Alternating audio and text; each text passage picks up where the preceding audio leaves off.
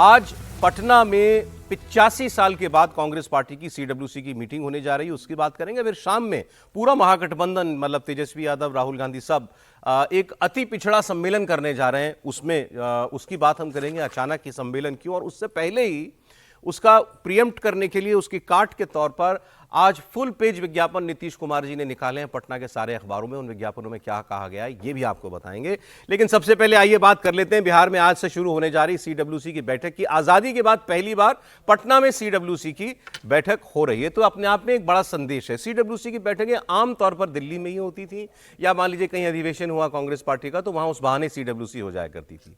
लेकिन सीडब्ल्यूसी अलग से आयोजित की जाए किसी अलग राज्य में, दिल्ली के बाहर, ये बड़ा रेयर होता है। तो इसलिए ये जो मैसेजिंग है आज की इस कार्यक्रम की, ये बहुत बड़ी है।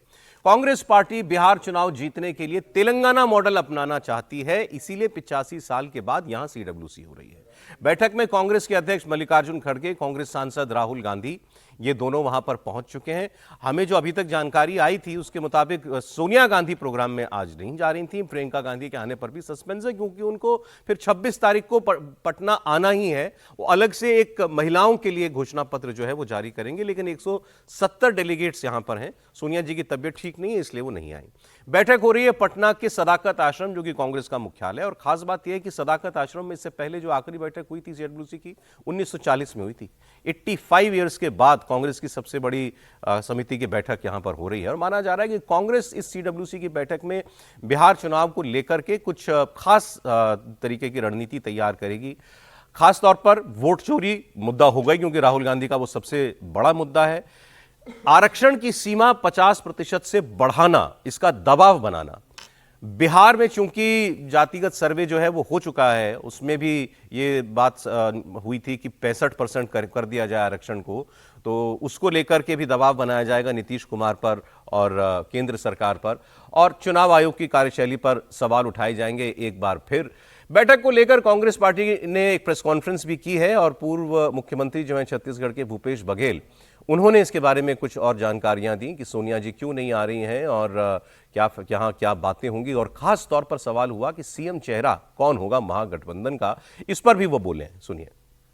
कि मैडम की तबीयत, वो मैडम आना चाहती थी लेकिन तबीयत थोड़ी सी ढीली होने के कारण से वो नहीं आ पाया।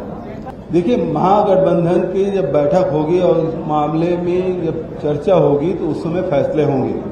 आज तो कांग्रेस वर्किंग कमेटी की बैठक है, ये महागठबंधन की बैठक नहीं है। जब वो इंडिया गठबंधन की बैठक होगी तो उसमें यह तय किया जाएगा।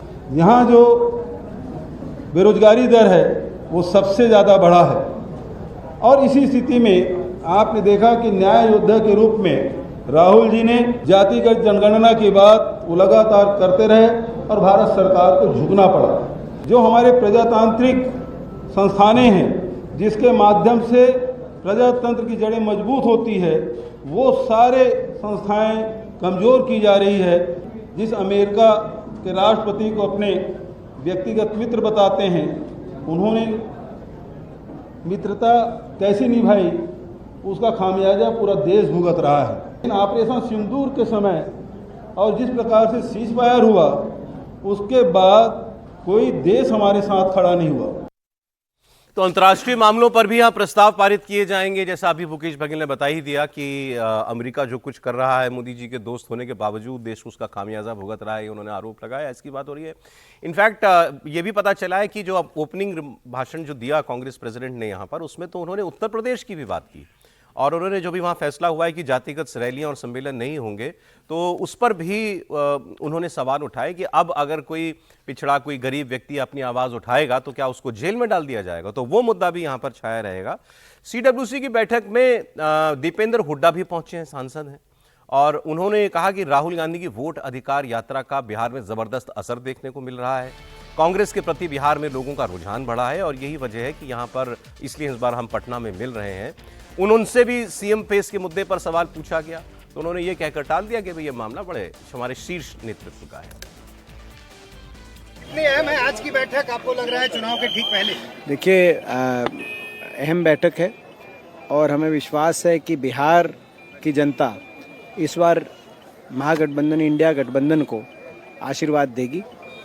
बिहार की जनता बदलाव चाहती है, और जिस तरीके से वोटर अधिकार यात्रा राहुल गांधी जी ने बिहार के हर लोकसभा क्षेत्र को टच करते हुए करी है, उसका काफ़ी असर देखने को मिल रहा है। कांग्रेस की प्रति लोग के रुझान में काफ़ी बढ़ोतरी हुई है बिहार में, और आज कार्य समिति की बैठक यहाँ पटना में की जा रही है। ये अपने आप में एक बड़ा प्रतीक है। सीट शेयरिंग और मुख्यमंत्री का चेहरा, क्या आपको लगता है इस पर भी आज फैसला हो जाएगा? देखिए, ये कांग्रेस का हमारा शीर्ष नेतृत्व इन बातों के जितने भी प्रश्न हैं, इन सही समय पे जो कहना होगा आप लोग के आगे कहेंगे। दीपंकर भट्टाचार्य ने तो ये कहा है कि हमें 40 सीटें चाहिए, कांग्रेस का स्ट्राइक रेट जो रहा है उससे हमारा प्रदर्शन अच्छा रहा है। देखिए, ये तो जब भी कोई आपस का गठबंधन होता है, सभी के विचार होते हैं और सभी के विचारों को लेकर मंथन होकर और फिर निष्कर्ष निकलता है। तेजस्वी यादव के चेहरे पर क्या आप लोग ये तय कर चुके हैं कि वही मुख्यमंत्री का चेहरा? कि ये हमारा शीर्ष नेतृत्व सही समय पे आपको उत्तर देगा इन सभी प्रश्नों का।